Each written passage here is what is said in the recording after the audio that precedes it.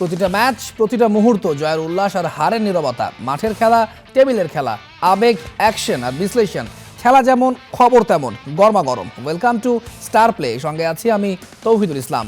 ঘরের মাঠে প্রথমবারের মতো পাকিস্তানকে হোয়াইট ওয়াশ করলো বাংলাদেশ। সিলেট টেস্টে সফরকারীদের ৭৮ রানে হারিয়ে ঐতিহাসিক টেস্ট জিতল টাইগাররা। পঞ্চম দিনের প্রথম সেশনেই তাইজুলের ঘূর্ণিতে ৩৫৮ রানে গুটিয়ে যায় পাকিস্তান, আর তাতে দেশটিকে টানা ২ টেস্ট সিরিজে হোয়াইট ওয়াশ করলো বাংলাদেশ। ম্যাচ সেরা লিটন, সিরিজ সেরার পুরস্কার উঠেছে মুশফিকের হাতে। তাইজুলের বলটা লং অনের ওপর দিয়ে ছক্কা হাঁকাতে গিয়ে তানজিদ তামিমের তালুবন্দি খুররাম শেহজাদ। লাক্কাতুরায় লেখা হলো টাইগার ক্রিকেটের নতুন ইতিহাস। প্রথমবারের মতো ঘরের মাঠে পাকিস্তানকে হোয়াইট ওয়াশ করলো বাংলাদেশ। শুধু তাই নয়, দেশটির বিপক্ষে ব্যাক টু ব্যাক টেস্ট সিরিজে হোয়াইট ওয়াশের রেকর্ড গড়ল নাজমুল শান্তর দল। তাই তো উল্লাসটাও বাঁধ ভাঙা। প্রিয় গুরু সালাউদ্দিনকে ঘাড়ে করেই মাঠে নিয়ে এলেন মুমিনুল মুশফিকরা। তাকে সামনে রেখেই মাতলেন ইতিহাস গড়ার উচ্ছ্বাসে। পঞ্চম দিনের শুরুটা অবশ্য কথা বলছিল পাকিস্তানের পক্ষেই। সাজিদ খানকে সাথে নিয়ে দিনের শুরুটা দুর্দান্ত করেছিলেন রিজওয়ান। টাইগার শিবিরে ভীতি ছড়িয়ে রান তুলতে থাকেন এই দুই ব্যাটার। দিনের প্রথম আঘাতটা হানেন তাইজুল। ২৮ রানে থামান সাজিদকে, তুলে নেন টেস্ট ক্যারিয়ারের ১৮তম ফাইফার। পেন্ডুলামের মতো দুলতে থাকা ম্যাচের নিয়ন্ত্রণটা তখন পুরোপুরি টাইগারদের হাতে। শতকের পথে থাকা রিজওয়ান রাঙাচ্ছিলেন চোখ, তবে তাকে ৬ রানের আক্ষেপে পুড়িয়েছেন শরীফুল ইসলাম। ৯৪ রানে রিজওয়ানকে বোকা বানিয়ে প্যাভিলিয়নের পথ দেখান এই টাইগার পেসার। ৬ রানের ক্ষত, সাথে হারের যন্ত্রণাটা স্পষ্টভাবেই ফুটে ওঠে এই ব্যাটারের চোখে। পাকিস্তানকে ব্যাক টু ব্যাক টেস্ট সিরিজে হোয়াইট ওয়াশ করে টেস্ট চ্যাম্পিয়নশিপ টেবিলেও উন্নতি হয়েছে টাইগারদের। উঠে এসেছে ৫ নম্বরে, আর ২ ধাপ এগিয়ে প্রথমবারের মতো টেস্ট র্যাঙ্কিংয়ের ৭ নম্বরে বাংলাদেশ। তৌহিদুল ইসলাম, স্টার প্লে। সিলেটে রয়েছেন সহকর্মী মাহবুব রিমন। সেখানকার সবশেষ খবর জানতে সরাসরি যুক্ত হব তার সঙ্গে। রিমন, ঐতিহাসিক একটা টেস্ট সিরিজ জয়, ঘরের মাঠে প্রথমবারের মতো পাকিস্তানকে হারিয়েছে। আপনি প্রেস কনফারেন্সে ছিলেন, সবকিছু মিলে সবশেষ কি খবর আছে আপনার কাছে? অনেকগুলো খবর আছে, তবে সবচেয়ে ইন্টারেস্টিং খবরটা একটু বলি। বাংলাদেশ দল তারাও আসলে ধরে নিয়েছে বাংলাদেশ দল প্রথম সেশনে ম্যাচটা শেষ হয়ে যাবে। তারা বিকেল ৩টার টিকিট কেটেছে ফ্লাইটের, এবং যদি কোনোভাবে আসলে ম্যাচটা পিছিয়ে যেত, আমরাও কিন্তু বিকেল ৪টার টিকিট কেটেছি ঢাকা আসার। সবাই মিলে আসলে ধরেই নিয়েছি যে বাংলাদেশ দল ম্যাচটা জিতবে, এবং সেটাই হয়েছে। প্রথম সেশনে ১ ঘন্টার আগেই ম্যাচটা বাংলাদেশ দল জিতে নিয়েছে। বাংলাদেশ দল কিন্তু ইতোমধ্যে স্টেডিয়ামও আসলে তারা ছেড়ে চলে গিয়েছে। বলছিলাম যে ঢাকায় ফেরার একটা তাড়া রয়েছে, আমাদের সবারই তাড়া রয়েছে। তবে একটা বিষয় একটু বলতে চাই, যে উৎসব শুরু হয়েছে সিলেটে, সে উৎসব এখনই থামবে না। আপনি প্রেস কনফারেন্সের কথা বলছিলেন, নাজমুল হোসেন শান্ত অনেকগুলো কথা বলেছেন। সাথে সাথে তিনি আইসিসির কাছে একটা দাবিও করেছেন। বাংলাদেশ দল তো এখন আমরা বলি যে টেস্ট খেলাটা শিখে গেছে, এবং আসলেই আপনি যদি সবশেষ পারফরমেন্সগুলো দেখেন, বাংলাদেশের সবশেষ 4টা টেস্টে বাংলাদেশ জিতেছে এই প্রথম টানা, মানে অর্থাৎ সবশেষ 4টা ম্যাচে 4টাই বাংলাদেশ জিতেছে। আয়ারল্যান্ডকে ঘরে মাঠে হারিয়েছিল, এরপর পাকিস্তানকে ২-০।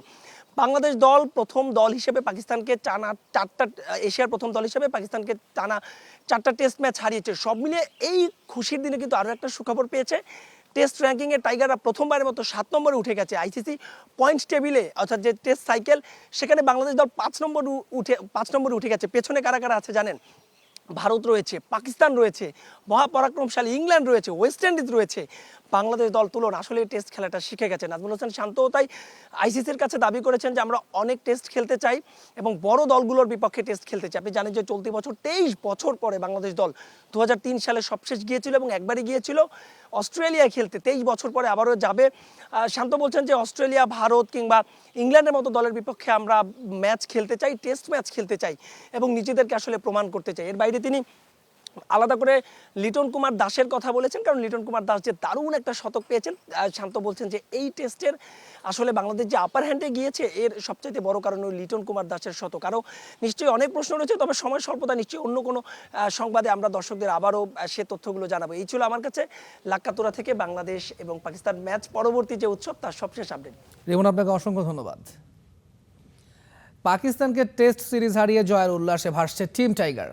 একাদশে না থাকলেও অমিত হাসান আর নাঈম ইসলামের ইতিহাসের অংশ হতে পেরে খুশি। সিলেট থেকে স্টার প্লাকে দেয়া সাক্ষাৎকারে নিজেদের অভিজ্ঞতা আর প্রত্যাশার কথা জানিয়েছেন নাঈম অমিত।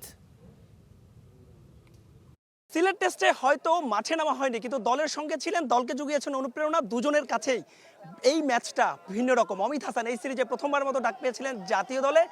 নাইম হাসান বরাবরই ভালো করেন, শেষ পর্যন্ত হয়তো সুযোগ মেলে না, তবে নিশ্চয়ই সুযোগ মিলবে। কথা বলবো এই দুজনের সঙ্গে। প্রথমে সিনিয়র সিরিজের নাইম, 300 উইকেট পেয়েছেন কদিন আগে ঘরোয়া লিগে, সিলেট টেস্টে জিতলেন, একটা দুর্দান্ত ক্যাচও ধরেছিলেন, আপনার অনুভূতিটা জানতে চাই। আলহামদুলিল্লাহ, খুবই ভালো লাগতেছে, কারণ আমরা সিরিজটা জিততে পারছি, খুব ভালোভাবে ডমিনেট করে জিতলাম। আর সবচেয়ে ভালো লাগতেছে হলো 12 ম্যান হিসাবে ফিল্ডিং করতে নেমে একটা ক্যাচ ধরতে পারছি এবং দুর্দান্ত ক্যাচ ছিল। আলহামদুলিল্লাহ, এটাও টিমের জন্য একটা কন্ট্রিবিউট। আমি গেলাম, আল্লাহর মতো একটা ক্যাচ ধরতে পারছি, আসছে। সামনে অনেকগুলো সিরিজ রয়েছে। পাকিস্তানকে হারিয়ে সংবাদ সম্মেলন অধিনায়ক নাজমুল হোসেন শান্ত জানিয়েছেন, ঢাকা টেস্টের পর সিলেট টেস্ট জেতাই বাংলাদেশের একমাত্র লক্ষ্য ছিল। পাশাপাশি তাইজুল ইসলাম, নাহিদ রানা, শরীফুল ইসলামেরও ভূয়সী প্রশংসা করেছেন শান্ত। দেখেন, আপনার হাতে যখন কোয়ালিটি বোলিং অ্যাটাক থাকবে, ওই টাফ টাইমটা আমরাও এখন দিতে পারি বা দিতে পারছি আস্তে আস্তে। সো ওই জায়গাটা থেকে এই ব্যাটেলগুলো যখন হয়, তখন আমি বলবো যে একটু আমরা আগাই থাকি, কারণ আমাদের হাতে ওই ধরনের অস্ত্র আছে। আমরা বোলিং বা ফিল্ড প্লেসমেন্ট করে ওই অ্যাটাকটা ওদেরকে করতে পারি। পাশাপাশি যে বিষয়টা আপনি মেনশন করলেন, টেস্ট ক্রিকেটে এই জিনিসগুলো হয়, এটাই আসলে সৌন্দর্য। সো ওই জায়গাটাতে, ওই মোমেন্টগুলোতে যারা মেন্টালি জিতবে, আমার মনে হয় বোলিং ব্যাটিংয়েও তখন বাড়তি একটা সুবিধা বোলাররা পায়। সো এটা ভালো লেগেছে অ্যাজ এ ক্যাপ্টেন, যখন দেখি যে মাঠে ওই টাফ টাইমটাও আমরা দিতে পারছি। এবারে ফুটবল, কে হবেন হামজাদের কোচ তা নিয়ে এখনও কাটেনি ধোঁয়াশা। ক্রিস কোলম্যান দৃশ্যপট থেকে সরে যাওয়ার পর গুঞ্জন উঠেছে মার্কিন কোচ থমাস ডুলি পেতে যাচ্ছেন বাংলাদেশ ফুটবল দলের দায়িত্ব। জাতীয় দলের কোচ নিয়োগের ঘোষণা দেওয়ার কথা ছিল গত 15ই মে। 5 দিন পার হয়ে গেলেও এখনও হামজা চৌধুরী, সমিত সোমদের কোচ চূড়ান্ত করতে পারেনি বাংলাদেশ ফুটবল ফেডারেশন। বাংলাদেশের কোচ হওয়ার দৌড়ে 1 নম্বরে থাকা ক্রিস কোলম্যানকে পাচ্ছে না বাফুফে। তার এজেন্ট কমিশন চাওয়াতেই কোলম্যানকে নিয়ে আর এগোয়নি বাফুফে। এখন তালিকায় পরের স্থানে থাকা কোচই ভরসা দেশের ফুটবলের নিয়ন্ত্রণ সংস্থাটির সামনে। সেই তালিকায় থাকা থমাস ডুলি কিংবা বিয়ান স্টক একজন হতে যাচ্ছেন জামাল ভুঁইয়াদের নতুন কোচ। যদিও গতকাল পর্যন্ত এ ব্যাপারে আনুষ্ঠানিক কোনো ঘোষণা দেয়নি বাফুফে, তবে সূত্র বলছে স্টক নেন হামজাদের কোচ হতে যাচ্ছেন থমাস ডুলি।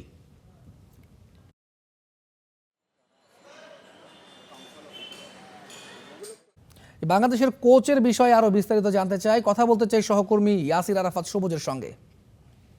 সবুজ, বাংলাদেশের কোচ নিয়ে গতকাল একটা ভিডিও বার্তা দেওয়ার গুঞ্জন শোনা যাচ্ছিল, বাফুফে থেকে জানানো হবে চূড়ান্ত সিদ্ধান্ত।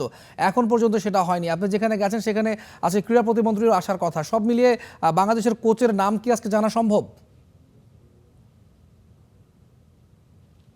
তৌহিদ, বাফুফের সভাপতি তাবিদ আওয়াল তিনি আসলে যেরকমটা 48 ঘন্টার একটা সময় বেঁধে দিয়েছেন, সেই 48 ঘন্টা শেষ হতে কিন্তু আর খুব বেশিক্ষণ নাই। এর আগেও তিনি আসলে বেশ কয়েকটি ডেডলাইন দিয়েছিলেন, তবে সেই ডেডলাইন অনুযায়ী আসলে কোচ চূড়ান্ত হয়নি। তবে এবার ধারণা করা হচ্ছে যে গতকাল রাতেই কথা ছিল সেই ভিডিও বার্তাটি দেওয়ার, কিন্তু গতকাল রাতে দেওয়া হয়নি। তবে ধারণা করা হচ্ছে যে আজকে রাতের মধ্যেই হয়তো ঘোষণাটা আসতে পারে। এবং একটু আগে আপনি যেটা বলছিলেন, কোচ হওয়ার দৌড়ে কিন্তু এখন পর্যন্ত থমাস ডুলি তিনি মোটামুটি বলা যায় যে চূড়ান্তই হয়ে গেছে। বাফুফে সবকিছু ঠিকঠাকই করে ফেলেছে, শুধু অপেক্ষাটা আসলে ঘোষণার, এবং সেই আনুষ্ঠানিকভাবে ঘোষণাটা আসলেই হয়তো আমরা জানতে পারবো যে বাংলাদেশের হামজা সমিতির নয়া হেড কোচ কে হতে যাচ্ছেন। এবং বাফুফের সভাপতি তাবিদ আওয়াল তিনি আসলে যেরকমটা জানিয়েছেন যে 24 তারিখ থেকে বাংলাদেশ জাতীয় দলের ক্যাম্প শুরু হবে, এবং সেই ক্যাম্পে আসলে নতুন কোচের অধীনেই বাংলাদেশ দল ক্যাম্প শুরু করবে। এবং এর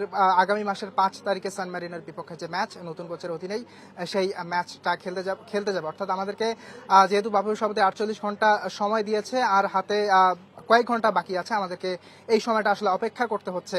এবং এখানে আসলে যুব ক্রীড়া প্রতিমন্ত্রী আমিনুল হকের তার আসার কথা রয়েছে, এবং আমাদের আসলে অনেক কিছু প্রশ্ন বা অনেক কিছু জিজ্ঞাসা আছে, আমরা তার কাছ থেকে আসলে সেগুলো বের করে নিয়ে আসতে চাই। যেহেতু প্রতিমন্ত্রীর পক্ষ থেকে আসলে বলা হয়েছিল যে টাকা কোনো ব্যাপার না, এবং মন্ত্রণালয়ের পক্ষ থেকে একটা আর্থিক সহায়তা দেওয়ারও কথা বলা হয়েছিল, তবুও কেন আসলে শেষ পর্যন্ত ক্রিস কোলম্যানকে নিয়ে আসা হলো না? অথবা সেকেন্ড যে অপশন ছিল, নিঃসন্দেহেই তিনিও বেশ হাই প্রোফাইল ছিল, বিয়ান স্ট্রক। এবং আমরা কিন্তু প্রতিমন্ত্রীর মুখ থেকেই আমরা তার নামটাও শুনেছিলাম যে দ্বিতীয় যে অপশনগুলোর কথা রয়েছে সেখানে আসলে ব্যান স্ট্রোকের নামটাও তিনি নিজ মুখেই উল্লেখ করেছিলেন। তবুও কেন জার্মান কোচ ব্যান স্ট্রোককে না গিয়ে কেন আসলে যতটুকু আসলে গুঞ্জন শোনা যাচ্ছে যে থমাস ডুলির দিকেই আসলে কেন যাবে, সবকিছুর উত্তর আসলে যদি বাফুফে যদি কোনো আসলে সংবাদ সম্মেলন করে কোচের নামটা ঘোষণা করতো তাহলে হয়তো ওই উত্তরগুলো সেখান থেকেই বেরিয়ে আসতো। যেহেতু বাফুফে আসলে চাচ্ছে না কোনো সংবাদ সম্মেলন করে কোচের নাম ঘোষণা করতে, একটা ভিডিও বার্তার মাধ্যমে তারা সেটি চূড়ান্ত করবে। তবে এর পরে আসলে নিশ্চয়ই কোচ নিয়ে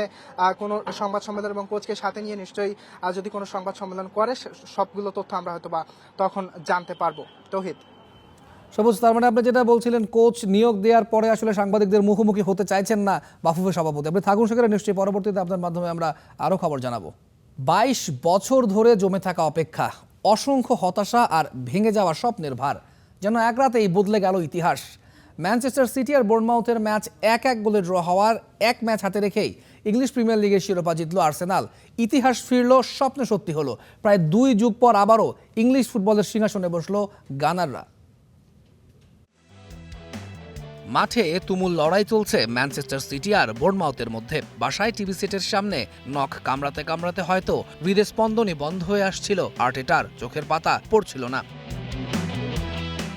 আর্সেনালের লিভিং রুমে তখন রাইস, সাকা, ট্রোসার্ড, ওদেগার্ডরা টিভির সামনে বসা। তাদের কাছে ম্যাচের প্রতিটা সেকেন্ড যেন এক একটা যুগ। প্রতিটা পাস, প্রতিটা ট্যাকল আর প্রতিটা সুযোগ ঝড় বইয়ে দিচ্ছিল তাদের বুকেও। লন্ডনের রাস্তায় লাল সাদা জার্সিতে ভক্তরা অপেক্ষায়। প্রতিটা পাবে একটাই প্রশ্ন ঘুরছে, আজ কি সত্যি ধরা দেবে সেই মহেন্দ্রক্ষণ? 38 মিনিটে বোর্নমাউথ গোল করে লিড নিতেই গানারদের হৃদয় কেঁপে উঠল। লন্ডনের রাস্তা, এমিরেটসের সামনে জনসমুদ্র উত্তাল হয়ে উঠল উল্লাসে। হাজার হাজার গলায় ফেটে পড়ল আশা আর বিশ্বাসের চিৎকার। তারপর এলো সেই ভয়ঙ্কর মুহূর্ত। একেবারে শেষ দিকে আর্লিং হালান্ড গোল করে সমতা ফিরিয়ে আনলেন। তবে এবার আর কিছুই আটকাতে পারল না গানারদের ভাগ্যকে। 1-1 গোলের সমতায় শেষ হলো ম্যাচ। শেষ বাঁশির শব্দটা বেজে উঠতেই যেন পুরো পৃথিবী থমকে গেল এক মুহূর্তের জন্য। তারপরই পাল্টে গেল সবকিছুই। ক্লাবের লিভিং রুমটা তখন উদযাপনের মঞ্চ হয়ে উঠল। 22 বছরের অপেক্ষা, 22 বছরের কষ্ট, সব এক নিমিষেই ভেসে গেল আনন্দের বন্যায়। জেসুস, মাগালাস, বুকায়ো সাকারা একে অপরকে জড়িয়ে ধরে কাঁদছেন। ট্রফি এখনো হাতে আসেনি, তবুও প্রিমিয়ার লিগের শিরোপাটা তো নিশ্চিতই হয়ে গেছে। লন্ডনের পথে পথে তখন একটাই সুর, north London forever the weather. এমিরেটসের সামনে ভাঙা বাঁধের মতো উল্লাসে মেতে উঠল গানার ফ্যানরা। 37 ম্যাচে আর্সেনালের পয়েন্ট 82, সমান ম্যাচে ম্যান সিটির ঝুলিতে মাত্র 78। এক ম্যাচ হাতে রেখেই এসেছে সেই সোনালী মুহূর্ত। লন্ডনের রাস্তায় যেন ট্রফি হাতে ছাদখোলা বাসে ঘুরছে গানাররা। সবশেষ 2003-04 মৌসুমে এমন আনন্দের ঢেউ এসেছিল। ডেনিস বারক্যাম্প, পিয়ারেস, সোল ক্যাম্পবেল, থিয়েরি অরিদের মতো মহাতারকাদের হাত ধরে সেবার প্রিমিয়ার লিগের 13তম শিরোপা জিতেছিল গানাররা। আর এবার নতুন প্রজন্মের গানাররা ফিরিয়ে দিলেন সেই একই আবেগ, রোমাঞ্চ আর গৌরবের দিন। মার্টিন ওদেগার্ড, ট্রোসার্ড, বুকায়ো সাকা, কাই হাভার্টজ, মিকেল মেরিনোরা লিখে দিলেন নতুন ইতিহাস। তৌহিদুল ইসলাম, স্টার প্লে। এবারে ফিফা বিশ্বকাপের খবর। 6 মহাদেশ, 48 দল। ফিফা ওয়ার্ল্ড কাপ 2026-এর বাকি আর মাত্র 22 দিন। দলগুলোর চলছে শেষ মুহূর্তের প্রস্তুতি, ফ্যানরা গুনছেন অপেক্ষার প্রহর। বিশ্বকাপ নিয়ে স্টার প্লের দল পরিচিতিতে আজ থাকছে এশিয়া থেকে কোয়ালিফাই করা গতবারের বিশ্বকাপের আয়োজক দল কাতার। কাতার বিশ্বকাপ, লিওনেল মেসির অধরা ওয়ার্ল্ড কাপ ট্রফিটা তুলে ধরার দৃশ্য হয়তো চিরস্মরণীয় হয়ে থাকবে। কিন্তু শুধুই কি মেসির বিশ্বকাপ জয়? প্রথমবারের মতো মধ্যপ্রাচ্যের কোনো মুসলিম দেশ হয়ে ফিফা বিশ্বকাপ আয়োজন করে পুরো বিশ্বকে তাক লাগিয়ে দিয়েছিল কাতার। 2026 বিশ্বকাপেও চমক দেখিয়েছে মরুর দেশটি।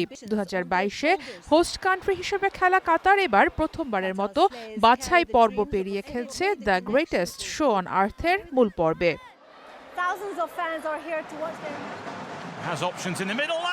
প্রথম বিশ্বকাপে অংশ নিয়ে গ্রুপ পর্বে সেনেগালের বিপক্ষে মোহাম্মদ মুনতারির একমাত্র গোলটা এখনও ঐতিহাসিক হয়ে আছে কাতারের জন্য।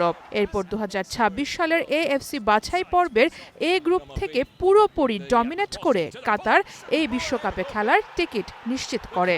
সংযুক্ত আরব আমিরাতের বিপক্ষে বুয়ালেম খৌখি আর পেদ্রো মিগুয়েলের 2 গোল বিশ্বকাপের মূল পর্বে পৌঁছে দেয় মধ্যপ্রাচ্যের এই দেশকে। বি গ্রুপ থেকে 13 জন ওয়ার্ল্ড কাপ মিশন শুরু করবে কাতার। নিজেদের উদ্বোধনী ম্যাচে কাতারের প্রতিপক্ষ সুইজারল্যান্ড। এরপর 18 জন কাতার মুখোমুখি হবে স্বাগতিক কানাডার। আর গ্রুপ পর্বে নিজেদের শেষ ম্যাচে কাতারের প্রতিপক্ষ বসনিয়া ও হার্জেগোভিনা। এরই মাঝে বিশ্বকাপের জন্য 34 সদস্যের প্রাথমিক স্কোয়াড ঘোষণা করেছে দেশটি।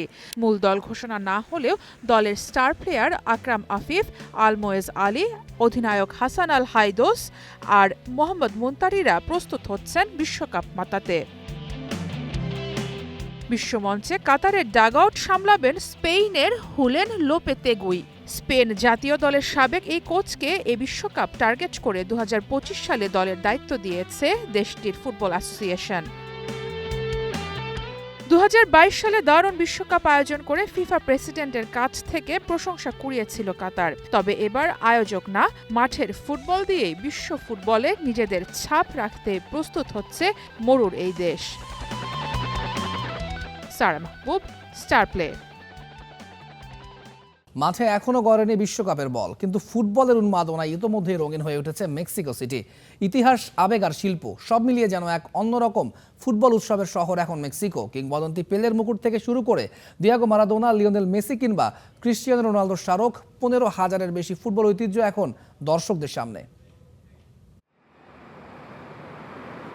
বিশ্বকাপের বল এখনো মাঠে গড়ায়নি, তবে মেক্সিকো সিটি ইতিমধ্যেই ফুটবলকে রূপ দিয়েছে এক সাংস্কৃতিক উৎসবে। কিংবদন্তি পেলের মুকুট সহ 15,000-এর বেশি ফুটবল স্মারক এখন প্রদর্শিত হচ্ছে শহর জুড়ে। ইস্তাপালার মুসেও ইয়ানকুইক সংগ্রহশালায় অনুষ্ঠিত হচ্ছে অ্যালবাম এপিকো প্রদর্শনী, যেখানে 90টি জাতীয় দলের জার্সি সহ ফুটবল ইতিহাসের অসংখ্য স্মারক তুলে ধরা হয়েছে দর্শকদের সামনে। সাধারণ মানুষের জন্য উন্মুক্ত এই প্রদর্শনী শুরু হয়েছে মার্চে, শেষ হবে আগস্টে। বিশ্বকাপ চলাকালীন স্থানীয় বাসিন্দা ও বিদেশি পর্যটক সবাই এতে অংশ নিতে পারবেন। প্রদর্শনীর বেশিরভাগ সংগ্রহ এসেছে গ্যাব্রিয়েল বুস্তামান্তের ব্যক্তিগত সংগ্রহ থেকে। গত 40 বছরেরও বেশি সময় ধরে পেশাদার ফুটবল ঘিরে নানা স্মারক সংগ্রহ করে আসছেন তিনি। প্রদর্শনীর আকর্ষণের মধ্যে রয়েছে পেলের মুকুট, এছাড়া Diego Maradona, David Beckham, Jorge Campos, Lionel Messi, Cristiano রোনালদোর ব্যবহৃত উল্লেখযোগ্য জার্সিও। পাশাপাশি রয়েছে মেক্সিকো জাতীয় দলের বিশাল জার্সি সংগ্রহ। জাদুঘরের কিউরেটর রিকার্ডো রিভেরা জানিয়েছেন, পেলের জার্সি ও মুকুটে আগত দর্শনার্থীদের মূল আকর্ষণ। ফুটবলের ইতিহাসের অনেক আইকনিক স্বাক্ষর আমাদের এখানে রয়েছে, তবে আমার মনে হয় যেটির সঙ্গে ছবি তুলতে সবাই সবচেয়ে বেশি আগ্রহী এবং যা কোনোভাবেই মিস করা উচিত নয়, সেটি হলো পেলের জার্সি এবং সেই মুকুট, যা 1970 সালে এখানেই তাকে ইতিহাসের সর্বোচ্চ গোলদাতা হিসেবে স্বীকৃতি দিয়ে উপহার দেওয়া হয়েছিল। প্রতিটি কক্ষেই রাখা হয়েছে ইন্টারেক্টিভ ব্যবস্থা। পুরো ম্যাচ সম্প্রচারের ভিডিও, ডিজিটাল ডিসপ্লে, সমর্থকদের গ্যালারির শব্দ শোনার সুযোগ কিংবা নিজের কণ্ঠকে স্টেডিয়ামের মতো প্রতিধ্বনিত করার অভিজ্ঞতা পাচ্ছেন দর্শকরা। অন্যদিকে শহরের পোলাঙ্কো এলাকায় অবস্থিত মিউজিও জিউমেক্স ফুটবলকে দেখাচ্ছে ভিন্ন এক দৃষ্টিতে। ফুটবল অ্যান্ড আর্ট, এশিয়ার্ড ইমোশন শিরোনামের প্রদর্শনীতে সমকালীন শিল্প ও ফুটবলের সাংস্কৃতিক, নান্দনিক এবং সামাজিক সম্পর্কও তুলে ধরা হয়েছে। গিয়েলমো সান্তা মারিনার অধীনে থাকা এই আয়োজনে 13টি দেশের 60 জনের বেশি শিল্পীর প্রায় 100টি শিল্পকর্ম স্থান পেয়েছে। তৌহিদুল ইসলাম, স্টার প্লে। আজকে খেলাও থামবে না, খবরও থামবে না, স্টার প্লের সঙ্গেই থাকুন।